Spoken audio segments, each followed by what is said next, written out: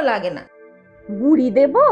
না না মা, এই বেলায় আর মুড়ি খেতে হবে না, মাংস তো বসিয়েই দিয়েছি, হয়ে গেলেই সবাই খেয়ে নেবেন। তোমার তো বৌমা খুব বদভ্যাস, শাশুড়ি মা কিছু বলতে গেলেই তো তুমি না করে দিচ্ছ। না গো মাসি, মায়ের সাথে আমার তো মা আর মেয়ের সম্পর্ক, মেয়ের কথা মায়েরা শোনে না নাকি?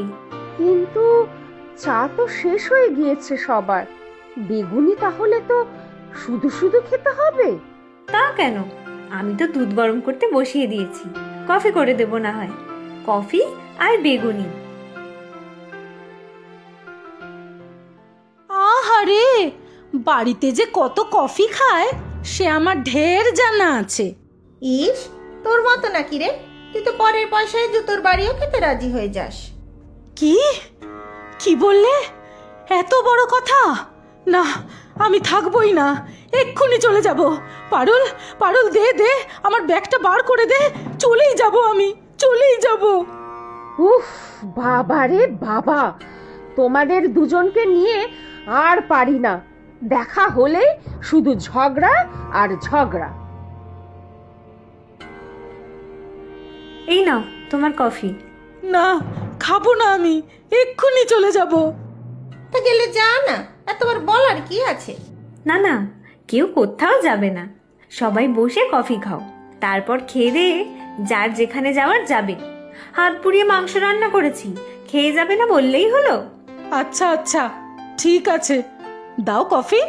এই তো আমার ভালোবাসি। এবারে পিসি, তুমিও শুরু করো দেখি। মা চলো, তুমি আর আমি রান্নাঘরে রান্না করতে যাই।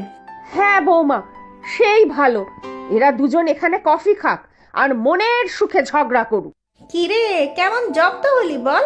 আমাদের বৌমার এক ধাবারে একেবারে ভিজে বেড়ালের মতো হয়ে বসে পড়লি। কি তাই তো?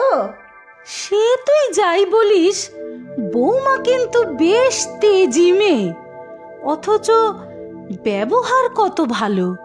হ্যাঁ রে, আমারও খুব পছন্দ হয়েছে মেয়েটাকে। পারুলের কপালটা সত্যিই ভালো, আমাদের এই বাড়ির জন্য একেবারে মানানসই। হ্যাঁ, কি বলতে চাস তুই? এই বৌমা খুব ভালো? আচ্ছা আচ্ছা, সে না হয় মানলাম, তা বলে কি আমার বোন পারুল মানানসই ছিল না তোদের বাড়ির জন্য? হ্যাঁ, তা ছিল, পারুলও খুব ভালো ছিল। তোর মতো ঝগড়ুটির বোন এত ভালো হয় কি করে সেইটাই ভাবি। আচ্ছা, আহা, তুই বা কম কিসে? ঝগড়ুটি হিসেবে স্কুলে কলেজে আমাদের নাম সবার আগে ছিল, বুঝেছিস? ইস, কি ভালো ছিল বল আমাদের ওইসব দিনগুলো। একসাথে দুজনে স্কুলে পড়তাম, তারপর কলেজের হোস্টেলে। যতই ঝগড়া করতাম, তাও তুই ছিলি আমার সব থেকে প্রিয় বন্ধু। হ্যাঁ, তাই তো আমার আদরের বোনটাকে তোদের বাড়িতে দিয়েছিলাম তোর ভাইয়ের বউ করে। ওমা, কি হলো বলো তো? দুজনে গলা পাচ্ছি না যে, যুদ্ধবিরতি নাকি? যুদ্ধবিরতি? না না, সে সম্ভব নয়। এদের এতদিন পরে দেখা হয়েছে, সারাদিন ঝগড়া না করে কি আর ছাড়বে? আগেও ঝগড়া করতো এরা, মানে তোমার বিয়ের আগে? তুমি তো কিছুই জানো না বৌমা। আমার দিদি পুতুল আর তোমার পিসি শাশুড়ি মৃদুলা দুজনেই ছিল গলায় গলায় বান্ধবী। এদের দুজনের দাপটে স্কুল কলেজে সবাই তটস্থ থাকতো। ওমা, তাই নাকি? ভারী মজার তো। আগেও ঝগড়া করতো আর এখনো। তারপর কি হলো? তারপর তো দুজনের বিয়ে হয়ে গেল দুই জায়গাতে, ব্যাস দেখা সাক্ষাৎ বন্ধ।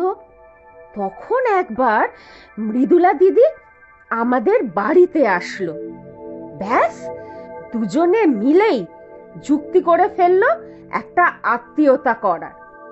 বুঝেছি, যাতে দুজন মাঝে মাঝে দেখা হয় আর মন খুলে ঝগড়া করতে পারে। হ্যাঁ রে, ওরা দুজনে আমার বাবাকে আর তোর সুব্রতর দাদুকে রাজি করালো। সে এক মহা হাঙ্গামার ব্যাপার। আমিও এলাম এই বাড়িতে। কি দারুণ! এরকম ঝগড়ুটে বন্ধু পাওয়াও ভাগ্যের ব্যাপার। মাংসটা হয়ে গিয়েছে মা, চলুন সবাই মিলে খেয়ে নি। আহ, মনটাই ভালো হয়ে গেল।